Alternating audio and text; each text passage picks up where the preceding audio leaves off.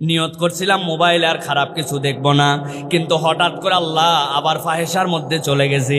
রাস্তায় বের হওয়ার সময় নিয়ত করে চক্ষু নিচে নামায় যাব, কিন্তু চক্ষু তোলার পরে চোখের গুনাহ হয়ে গেছে, কানের গুনাহ হয়ে গেছে। আল্লাহ আমি ফাহেসা করে ফেলেছি। আল্লাহ বলছেন নবী আপনি জানান, ওয়াল্লাযীনা ইযা ফাআলু ফাহিশাতান আও যালামু আনফুসাহুম যাকারুল্লাহ,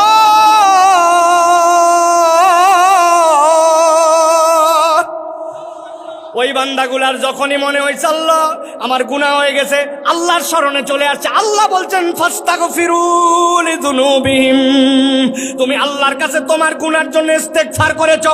ওয়া মান ইয়াগফিরুয যুনুবা ইল্লাল্লাহ, আল্লাহ ছাড়া তোমারে কেউ ক্ষমা করতে পারে না। বান্দা আল্লাহর তোর গুনাহ ক্ষমা করবে, কিন্তু বান্দা তোর এই ইস্তেগফারটুকু আল্লাহর কাছে জিকির হিসাবেও লেখা হবে।